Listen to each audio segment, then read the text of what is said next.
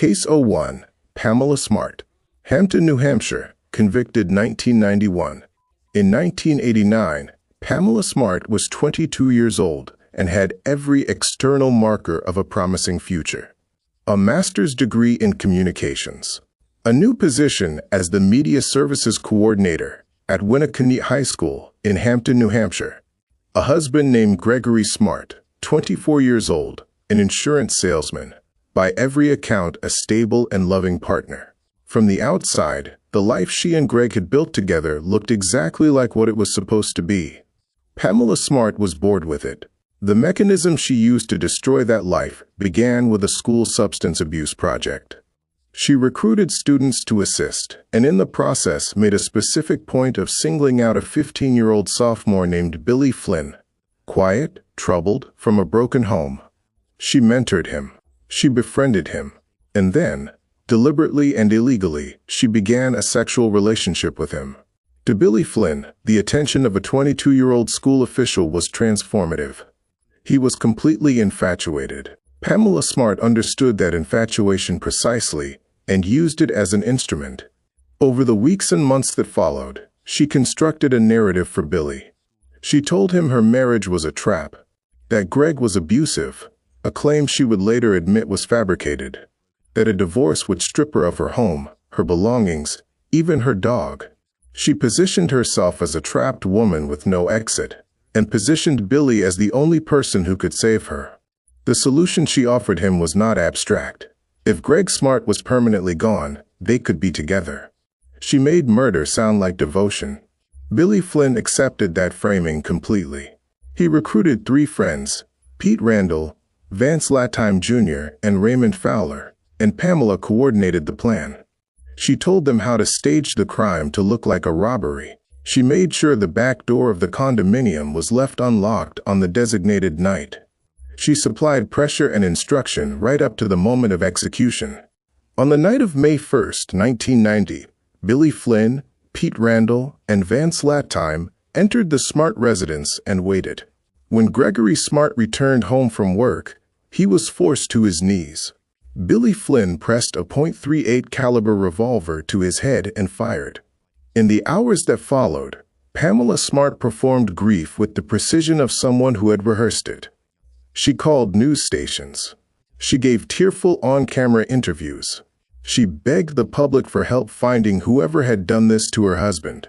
The performance was polished enough that for a short time, it held. But teenage boys are not reliable conspirators. The 4 who carried out the killing began talking. Within weeks, police had what they needed. One of the boys broke under interrogation and named everyone, including the woman who had planned the whole operation. Police then approached a 16-year-old student named Cecilia Pierce, one of Pamela's interns, and asked her to wear a wire.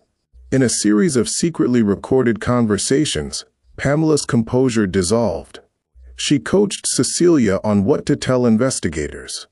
She attempted to construct a false alibi. She made statements that placed her at the center of every aspect of the conspiracy. At one point, she told Cecilia that if she ended up in prison, she would make sure the boys had a miserable time behind bars. The 1991 trial became one of the first criminal proceedings in American history broadcast in its entirety on national television. The public watched Billy Flynn and his co-conspirators testify about what Pamela had told them, shown them, and promised them. When Pamela took the stand herself, her media-trained composure read to the jury not as innocence, but as calculation. The jury convicted her of being an accomplice to first-degree murder, conspiracy to commit murder, and witness tampering. She was sentenced to life in prison without the possibility of parole. Her teenage accomplices received lesser sentences and have since been released.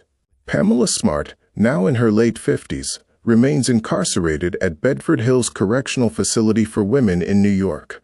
She has earned 2 additional degrees while imprisoned and continues to deny her guilt, describing herself as the victim of biased media coverage and compromised testimony. Gregory Smart was 24 years old. He came home from work on May 1, 1990, and was met in his own house by 4 teenagers who had been directed there by his wife. Welcome to Daily Crime Archive. Every case we cover is built entirely from verified court records, forensic evidence, and accredited reporting.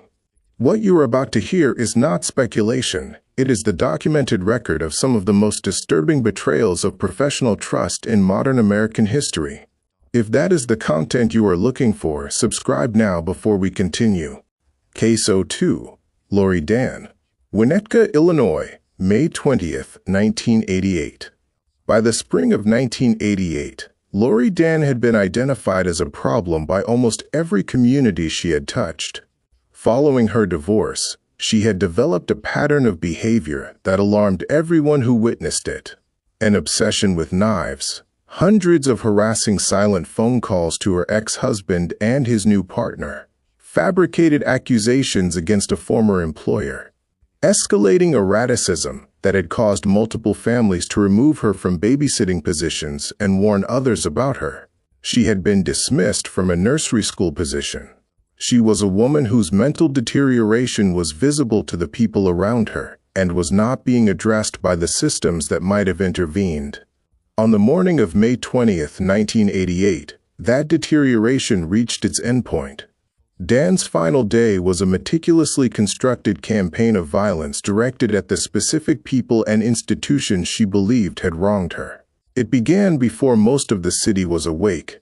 She assembled food packages, Rice Krispie treats and juice boxes laced with arsenic, and distributed them to the homes of former employers, acquaintances, and university administrators she held responsible for her failures. Some of those packages were intercepted before they caused harm. Not all of them. She then moved to a home where she had previously worked as a babysitter and attempted to set it on fire. From there, she tried to firebomb an elementary school. Both attempts were imperfect. What came next was not. Shortly before noon, Laurie Dann walked through the front entrance of Hubbard Woods Elementary School in Winnetka, a suburb north of Chicago. She was carrying 3 handguns, a .357 Magnum, a .32 caliber revolver, and a .22 caliber pistol. She tried the door of one classroom and found it locked. She moved to a second-grade boys' bathroom and shot a 6-year-old child, wounding him. She then entered a second-grade classroom where a substitute teacher was in the middle of a lesson. Dann told the teacher she was there to give a talk about firearms. Then she opened fire on the children. 8-year-old Nicholas Corwin was shot in the chest and killed. 5 other children were wounded, some critically. As the substitute teacher attempted to physically disarm her, Dann fled the building. The classroom she left behind, the desks, the art on the walls, the ordinary material of a school morning, had been transformed into something no school morning was supposed to be. Her rampage continued at a nearby residence, where she took a family hostage and shot a 20-year-old man in the chest before barricading herself in an upstairs bedroom. For 7 hours, a SWAT team surrounded the house while the neighborhood sat under a terror it had never anticipated and had no reference point for. The standoff ended when Laurie Dann shot herself. She died in that upstairs room. The investigation documented the full scope of her planning, the accelerant she had prepared, the food packages she had already distributed, the timeline of a woman who had spent her last day pursuing a singular, specific mission of destruction. No ideological motive was identified. What investigators found instead was the logic of a mind that had concluded the world had rejected it and had decided to make that rejection catastrophic for everyone it could reach. Nicholas Corwin was 8 years old. The attack on Hubbard Woods Elementary is documented as one of the earliest school shootings in modern American history, a precursor to a pattern of violence the country would spend the following decades trying and failing to prevent. The locked classroom doors and visitor protocols that became standard in American schools in the years that followed trace, in part, back to that morning in Winnetka. Case 03. Dr. Amy Bishop, Huntsville, Alabama, 2010. On February 12, 2010, 14 professors gathered in a third-floor conference room in the Shelby Center at the University of Alabama in Huntsville for a routine biology department faculty meeting. By the time the meeting ended, 3 of them were dead, and 3 more were wounded. The person responsible was sitting at the same table. Dr. Amy Bishop was a neurobiologist with a PhD from Harvard. She had been an assistant professor in the biology department for years, pursuing cutting-edge research, while her colleagues described her, consistently, as volatile, paranoid, and almost impossible to manage professionally. She filed grievances. She made accusations. She argued with the kind of intensity that made the people around her uncomfortable, in ways they could not quite categorize. In early 2010, the university denied her application for tenure. The decision ended her academic career at the institution. She appealed. The appeal was denied. She appealed again. That too was denied. On the afternoon of February 12th, the faculty meeting proceeded normally for approximately an hour. Bishop sat at the conference table, uncharacteristically quiet. Then, without any warning, she stood, pulled a 9mm Ruger handgun from her bag, and began firing at the people seated around her. She moved methodically, one target, then the next, then the next. 3 professors were killed. Dr. Gopi Podila, the department chairman, Dr. Maria Ragland Davis, and Dr. Adriel Johnson. 3 more were struck and critically wounded. The shooting stopped only because the weapon jammed. As Bishop struggled with the gun, the surviving professors managed to force her out of the room and barricade the door. She walked out of the building, discarded the weapon in a bathroom, and called her husband to come and collect her. She was arrested shortly after without resistance. The investigation that followed immediately produced a discovery that the Huntsville case did not exist in isolation. In December 1986, in the family home in Braintree, Massachusetts, 18-year-old Seth Bishop had been shot and killed. His older sister Amy had been in the house. At the time, the death was described as a tragic accident. The shotgun had discharged unintentionally.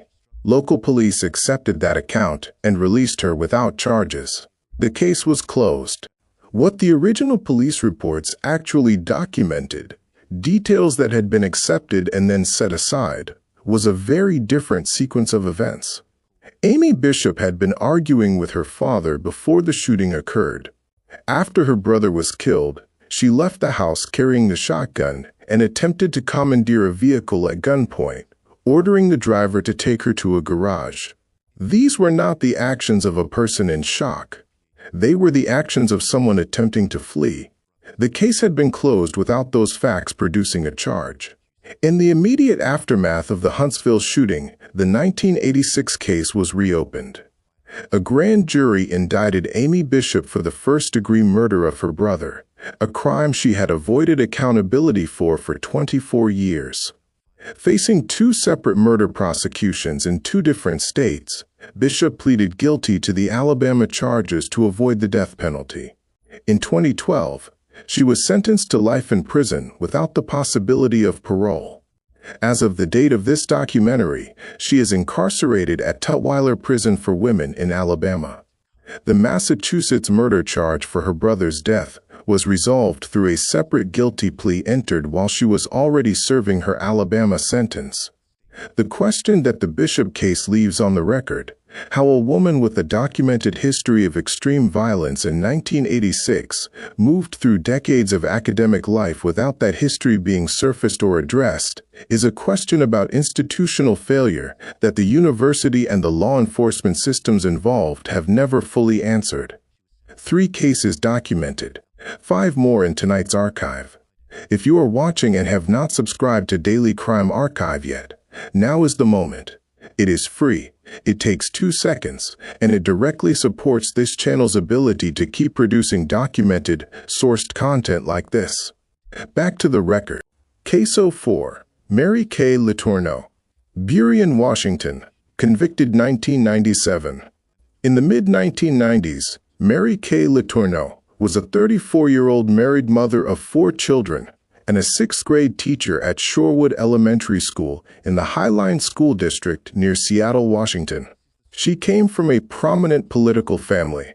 She was professionally regarded and personally stable by every external measure. None of those external measures told the full story. Among her students was a 12-year-old boy. The relationship that developed between them did not begin all at once. It followed the documented pattern of grooming, special attention, preferential treatment, private communication, the slow and systematic dismantling of the appropriate distance between an adult authority figure and the child in her care, love poems, gifts, the incremental creation of a secret world in which the normal rules had been suspended. By the time the relationship became sexual, the boundary had been so thoroughly eroded that the boy had been conditioned to experience the violation as something else entirely. The secret ended in 1996 when Letourneau's husband found correspondence she had written to the boy and contacted police. The case became a national story, shocking not only because of the crime itself, but because the perpetrator was a woman, a wife, a mother, a teacher. The cultural conditioning that frames women, and especially maternal figures, as nurturers rather than predators, meant that a significant portion of the public response was disbelief. The framing of female predation as categorically less serious than male predation is something the Letourneau case forced into explicit public debate. She was arrested and charged with second-degree child rape. The evidence was overwhelming. She pleaded guilty. In a decision that drew immediate and sustained criticism, the sentencing judge gave her 6 months in jail with an explicit no-contact order. Upon release, she was to have zero contact with the boy, ever. That condition was described as ironclad. Before she served any time, she disclosed that she was pregnant with the boy's child. She served 3 months and was released.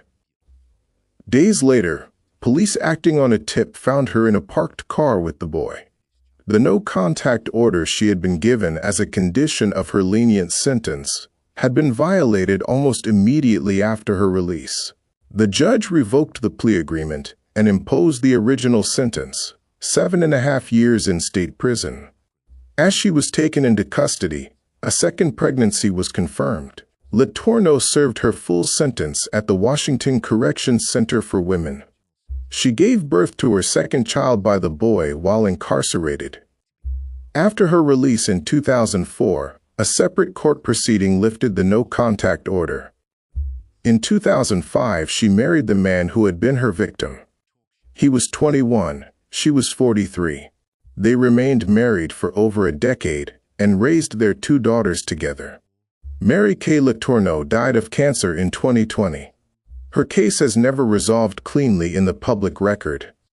The legal system was unambiguous. She committed child rape twice and served time for it. The cultural commentary was and remains divided in ways that expose a persistent double standard in how society frames sexual predation based on the gender of the perpetrator. What the clinical and forensic record is unambiguous about is this: a 12-year-old child cannot consent, regardless of how either party later characterizes the relationship, and the adult in a position of institutional authority is always, in law and in ethics, the responsible party.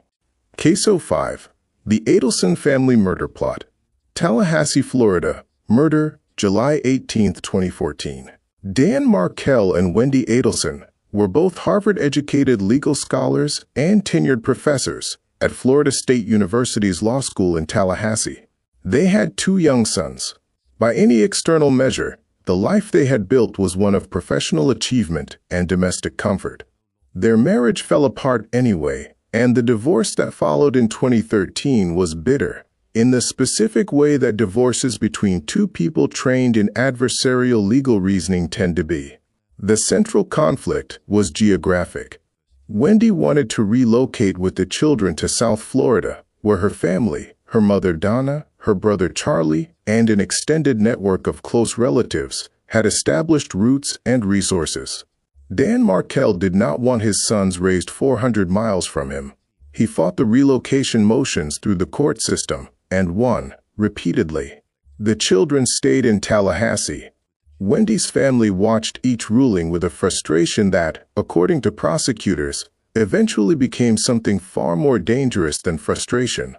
July 18, 2014. Tallahassee, Florida. Dan Markell dropped his sons at preschool and returned home. As he pulled his car into the garage, two men in a blue Toyota Prius who had been waiting outside his residence approached the vehicle. One of them walked up to the driver's side window and fired 2 shots into Dan Markell's head at point-blank range. He died from his injuries. The killing bore every characteristic of a professional execution: deliberate, close range, efficient, and immediately followed by the departure of the shooters. Investigators had no immediate explanation. Dan Markell was a legal academic with no criminal associations and no known personal enemies. The case sat unsolved while detectives worked backward through his life, looking for a thread. The thread led to Miami. A tip directed investigators to a blue Prius, which they traced to 2 men, Sigfredo Garcia and Luis Rivera, with extensive criminal records but no known connection to Dan Markell or his professional world. They were hired guns. The question was who had hired them. Cell phone records, toll data, and financial tracking produced a name: Catherine Magbanua. She was the mother of Garcia's children. She was also the recent former girlfriend of Charlie Adelson, Wendy's brother. The line connecting the murder back to the Adelson family was drawn. For years, the family denied everything. Their wealth and social position provided some protection, and a wall of collective silence held. Investigators worked around it. They arranged a covert operation in which an undercover FBI agent posed as an extortionist, approaching Donna Adelson and suggesting he had information about the murder that could be made to disappear for a price. The subsequent recorded conversations between Donna, Charlie, and Wendy were laden with coded language and thinly veiled panic, evidence prosecutors would later describe as strongly suggestive of guilty knowledge. Then came the recording that ended the case. Catherine Magbanua, apparently unaware of the consequences, had recorded a private conversation with Charlie Adelson in which he described aspects of the murder plot in specific terms. That tape became the prosecution's most powerful piece of evidence. The hired gunmen were convicted first. Catherine Magbanua was convicted. In 2022, 8 years after the murder, Charlie Adelson was arrested and charged with orchestrating the killing. He was convicted in 2023 and sentenced to life in prison. In 2024, his mother Donna Adelson, 73 years old, was arrested at Miami International Airport. She and her husband were attempting to board a flight, traveling with cash and gold, a one-way ticket to Vietnam. She was convicted of her role as the financier and matriarch of the conspiracy and sentenced to life. Wendy Adelson has never been charged. Prosecutors named her as an unindicted co-conspirator. She has been documented making statements to a then-boyfriend, suggesting she was aware her brother had looked into hiring someone. On the day of the murder, within hours of Dan Markell being shot, Charlie Adelson called her. They spoke for 7 minutes. The contents of that conversation have never been disclosed. As of the date of this documentary, Wendy Adelson lives under a different name in South Florida, raising her 2 sons, the same sons whose custody arrangements her family is accused of commissioning a murder to resolve. Case 06. Tiffany Moss, Lawrenceville, Georgia, sentenced 2019. Before she was a killer, Tiffany Moss was a preschool teacher. She worked with young children in a profession that requires patience, steadiness, and a fundamental orientation toward care. In 2010, that career was ended when she was convicted of child cruelty, specifically, of beating her 10-year-old stepdaughter Imani with a belt. The conviction cost her the teaching position, the professional identity she had built around it, and, in her mind, something she would never recover. From that point forward, Imani was not a child to Tiffany Moss. Imani was the living embodiment of everything she had lost. What followed in the Moss household in Lawrenceville, Georgia, over the next 3 years was documented in court records that prosecutors described as one of the most sustained and deliberate campaigns of child abuse they had encountered. While Tiffany's 2 biological children were fed, clothed, housed, and cared for, Imani was subjected to a methodically different existence. She was locked in a bare bedroom. She was denied food, not occasionally, not in moments of anger, but systematically, for days and then weeks at a time. Her small body, deprived of the nutrition it needed to sustain itself, began to fail. The cruelty had a theatrical quality that prosecutors found particularly disturbing. Tiffany sent photographs to her husband Eamon, images of the meals she had prepared for their other children, while Imani starved in the next room. The gesture made the deprivation deliberate in a way that went beyond anger or neglect. It was a statement. By October 2013, Imani's body had reached the point where it could no longer compensate for what it was being denied. She died. She was 10 years old. She weighed 32 pounds, the average weight of a 3-year-old. What happened after her death was documented with the same clinical precision as everything that preceded it. Tiffany Moss and her husband Eamon purchased a galvanized steel trash can. They placed Imani's emaciated body inside it and attempted to cremate her remains in their backyard. The attempt was incomplete. They drove to a wooded area and abandoned the trash can. Maintenance workers found it days later. Eamon Moss pleaded guilty to felony murder and agreed to testify against his wife. He received life without parole. The testimony he provided from the stand at Tiffany's 2019 capital murder trial described the conditions of Imani's final months with a specificity the courtroom struggled to absorb. Tiffany Moss chose to represent herself at trial. She made no opening statement. She called no witnesses. She cross-examined none of the prosecution's witnesses, including her own husband, as he testified against her from the stand. She presented no evidence, no theory, no defense. As prosecutors displayed photographs of Imani's body and played an audio recording of the child's voice, weak and barely audible, pleading with her father, Tiffany Moss sat at the defense table and showed nothing. The jury deliberated for under 2 hours. They found her guilty on all counts. During the sentencing phase, the same jury deliberated for under 3 hours before returning the sentence: death by lethal injection. Tiffany Moss became the only woman on Georgia's death row.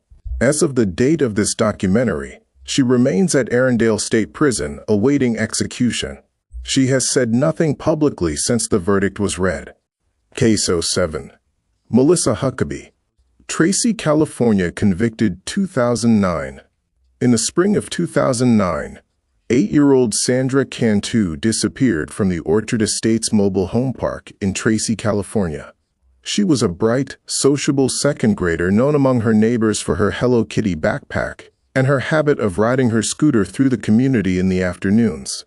On March 27th, she was seen on surveillance footage skipping happily through the park. That footage was the last confirmed sighting of her alive. What followed over the next 10 days was one of the largest missing child searches in that region's history.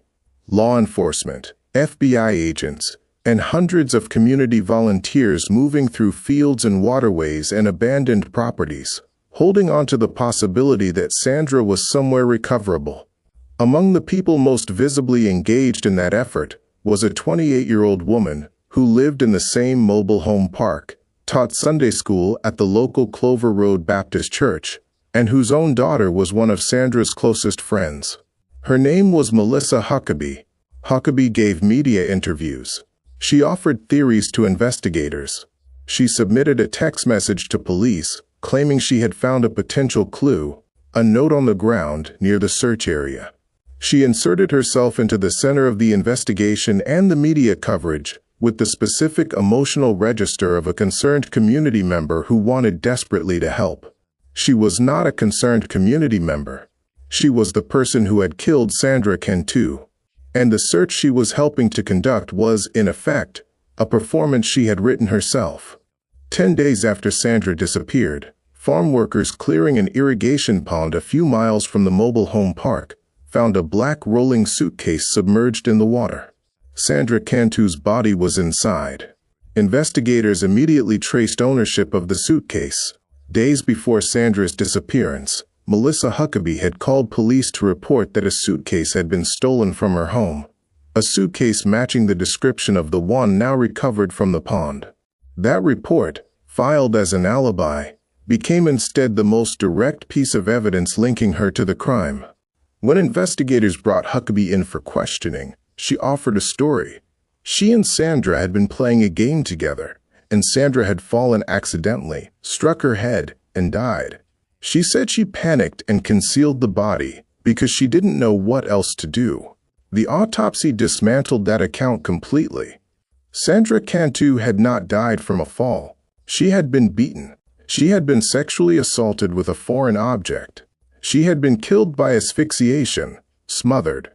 And a sedative, the active compound found in a common over-the-counter sleep aid, was present in her system. This was not an accident that had been poorly handled. It was a premeditated attack, and the forensic evidence contradicted every element of Huckaby's self-serving version of it. Huckaby was charged with first-degree murder with the special circumstance of kidnapping, which made her eligible for the death penalty.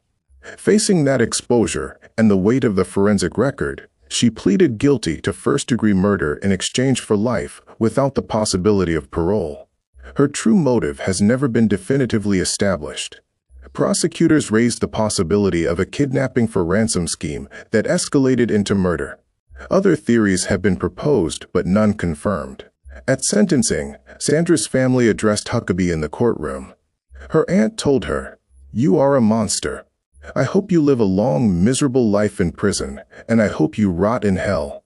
Huckaby offered an apology that the room received in silence.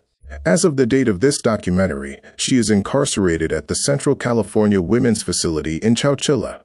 Case 08, Debra Lafave, Pasco County, Florida, convicted 2005. In 2004, Debra Lafave was 24 years old and one of the most professionally celebrated teachers in her middle school in Pasco County, Florida. She taught language arts. Her colleagues had recently named her Teacher of the Year. She was popular with students and administrators alike, regarded as exactly the kind of energetic, committed educator that schools recruit and retain. She was also engaged in a sexual relationship with a 14-year-old student in her 8th grade class. The relationship followed the documented pattern of grooming that appears across every case in this archive, where an authority figure exploits a subordinate. It began with preferential treatment, graduated to private communication, escalated into inappropriate physical contact, and was maintained through the specific power imbalance that the teacher-student relationship produces. The boy had been in her classroom. The classroom was where he was supposed to be most protected. Instead, it became the site of repeated abuse. The relationship continued for months, hidden in a way that required active management, the specific ongoing effort of a person who understood that what she was doing was criminal and was taking steps to prevent its discovery. It was the boy's friends who first noticed the signs, the special attention, the changes in his behavior, the secret meetings. One of his friends obtained video evidence of a compromising encounter between Lafave and the student, captured in a public park. When the boy's parents saw the recording, they contacted police immediately. Lafave was arrested and charged with lewd and lascivious battery on a child. The case became a national media story, a combination of the seriousness of the charges, the professional status of the accused, and the specific cultural resistance to framing female perpetrators with the same severity as male ones.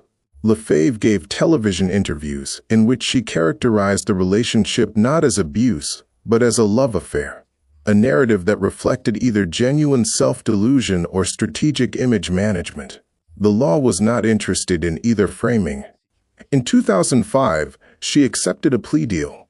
The sentence imposed, 2 years of house arrest followed by 10 years of probation, was widely condemned by victims' advocates, legal analysts, and the public as disproportionately lenient relative to the severity of the crime and the statutory framework that governed it. Many observed that a male teacher convicted of equivalent conduct would have faced a substantially different outcome. The lenient sentence did not hold. Within a year of beginning her house arrest, Lafave was found to have had unauthorized contact with a minor, a 19-year-old who worked at a local restaurant. The judge who had offered her the original deal revoked it and sentenced her to 3 years in state prison. She served that sentence and was released. As of the date of this documentary, Debra Lafave has attempted to maintain a private life outside public scrutiny. Her name remains one of the most cited in discussions of female sexual predation in educational settings, and the persistent disparity in how the legal system and the public respond to that predation based on the gender of the perpetrator. Her victim was 14 years old. He was in her classroom. That is the documented record. 8 cases, 8 women who held, at the time of their crimes, positions built on professional trust: a media coordinator, a babysitter, a neurobiologist, an elementary school teacher, a law professor's mother, a preschool teacher, a Sunday school teacher, a middle school teacher. The specific positions vary. What they share is the trust those positions carried, and the specific way each of these women used or exploited that trust as part of the documented crime. Pamela Smart turned a teenager's infatuation into a murder weapon.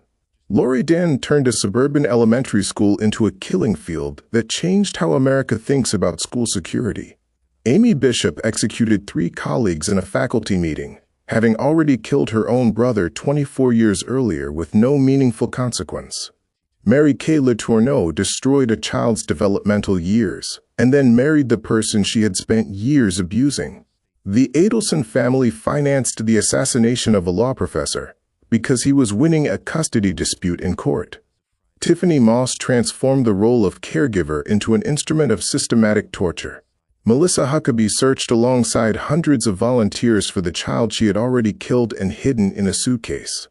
Debra Lafave abused the most protected relationship in education and then characterized her crimes on national television as love. The trust that made each of these crimes possible, the trust a student places in a teacher, a child places in a caregiver, a community places in a Sunday school instructor, is not a vulnerability that can be eliminated. It is structural to how education, childcare, and community life function. What these 8 cases demand is that we hold the people who occupy those positions to the full weight of the responsibility they carry, and that we respond when the warning signs appear, rather than after the consequences do. The victims in tonight's archive: Gregory Smart, Nicholas Corwin, Dr. Gopi Podila and his colleagues, the 12-year-old student whose childhood was taken, Dan Markel, Amani Moss, Sandra Cantu, the 14-year-old in Debra Lafave's classroom, are documented here so that they are remembered with the specificity and gravity their cases demand. This is what the Daily Crime Archive exists to do. That is tonight's archive. 8 cases, every detail sourced from verified court records, forensic reports, and accredited documentation. If this kind of content is what you want more of, documented, thorough, and without filler, subscribing to Daily Crime Archive is the most direct way to make that happen. We will see you in the next one.